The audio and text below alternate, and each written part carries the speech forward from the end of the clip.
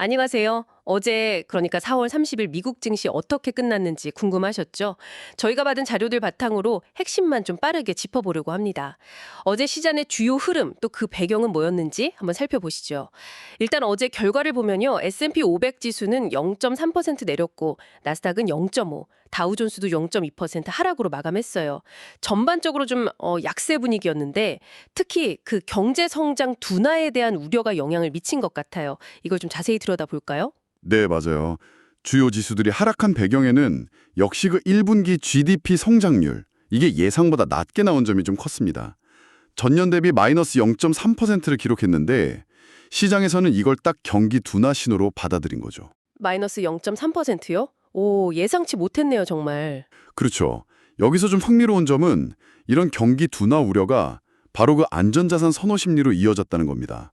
10년물 국채 금리가 4.61%에서 4.55%까지 꽤 떨어졌고요.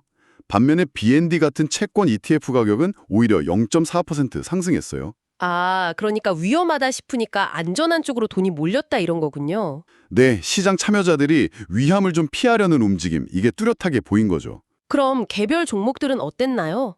기술주들도 좀 영향이 있었겠죠. 네, 기술주들이 대체로 좀 약세를 보였어요. 뭐 엔비디아 같은 경우는 AI 기대감이 있긴 하지만 단기적으로 좀 피로감이 쌓였는지 1.1% 하락했고요. 메타는 실적 발표하고 나서 차익 실현 매물 때문인지 2.3%나 빠졌더라고요. 네, 메타는 좀 낙폭이 컸죠. 근데 또 흥미로운 건 테슬라예요. 거긴 또 중국 판매가 잘 된다 이런 소식이 나오면서 0.7% 반등했어요. 이건 좀 의외인데요? 맞습니다. 테슬라의 반등은 뭐랄까 거시경제 압박 속에서도 개별 기업의 어떤 호재나 뉴스에는 시장이 반응한다는 걸 보여주는 거죠. 하지만 전반적인 투자 심리는 역시 FOMC 결과도 좀 봐야 합니다. 아, FOMC 회의 결과도 있었죠. 금리는 동결됐고요. 네, 금리는 동결했지만 파월 의장이 추가 인하에 대해서는 여전히 좀 신중해야 한다 이런 입장을 밝혔잖아요. 그 점도 투자 심리에는 약간 부담으로 작용한 것 같아요. 시장은 연내 한 번 정도 금리 인하를 기대하고는 있는데 아직 확실하지 않다 이런 거죠. 그렇죠. 불확실성이 아직 남아있는 상황이네요. 네, 그래서 뭐 당장 내일 나올 신규 실업수당 청구 건수라든지 또 이번 주에 애플이나 아마존 실적 발표가 있잖아요. 이런 것들이 시장 변동성을 좀 피울 수 있다. 이 점도 좀 주목해야 합니다. 그렇군요.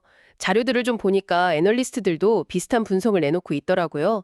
전반적인 기업 실적 자체는 괜찮은데 경기 불확실성 때문에 투자자들이 좀 신중해지고 있다. 이런 분석이요. 특히 기술주에 너무 쏠리는 걸 경계하고 좀 방어주나 배당주 쪽으로 분산할 필요가 있다는 의견도 있고요. 맞아요. 이걸 좀 더 큰 그림에서 보면요. 미국 외 다른 지역 시장하고 비교해 보는 것도 의미가 있어요. 미국은 지금 GDP 부진 때문에 약간 하방 압력을 받고 있지만 유럽의 주요국들, 예를 들어 독일이나 프랑스 같은 곳은 상대적으로 좀 안정적인 성장세를 보이고 있거든요. 아, 미국이랑 유럽 상황이 좀 다르군요. 네. 그래서 장기적인 관점에서 보면 현금 비중을 좀 늘려서 저가 매수 기회를 노린다거나 아니면 헬스케어, 소비재, 같이 경기에 좀 덜 민감한 섹터로 리밸런싱하는 전략, 또 미국 중심에서 좀 벗어나서 유럽이나 아시아 같은 글로벌 분산을 고려하는 전략도 유효할 수 있습니다. 아, 포트폴리오를 좀 다변화하는 거군요. 그렇죠. 뭐 SCHD나 DRO 같은 배당 성장 ETF를 활용해서 변동성을 좀 관리하는 방법도 생각해 볼 수 있겠고요. 자, 그럼 정리를 좀 해볼까요?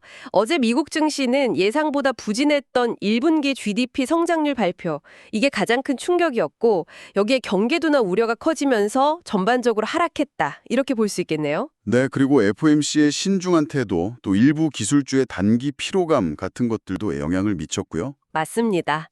투자자분들은 당분간 이 경기 불확실성을 좀 염두에 두셔야 할 것 같아요. 그렇죠. 앞으로 발표될 주요 경제 지표들, 뭐 예를 들면 5월 2일에 나올 고용 지표나 실업률, 또 5월 15일 CPI, 그리고 5월 29일에 나올 1분기 GDP 수정치 같은 것들, 이런 지표들을 통해서 경기 상황을 계속 좀 확인하려는 움직임이 강해질 겁니다. 오늘 저희가 짚어본 이런 내용들이 여러분의 투자 판단에 조금이나마 도움이 되셨기를 바랍니다. 여기서 마지막으로 한 가지 더 생각해 볼 질문을 던져보고 싶어요. 이번 주에 애플, 아마존 같은 빅테크 기업들 실적 발표가 예정되어 있잖아요. 이 결과가 지금 시장이 좀 신중한 분위기를 확 바꿀 수 있을까요? 아니면 오히려 이 경기 둔화 우려를 더 키우게 될까요? 글쎄요, 그게 정말 이번 주 시장에 큰 변수가 될 것 같습니다. 다음 분석에서 이 부분을 더 깊이 이야기 나눠볼 수 있기를 기대합니다.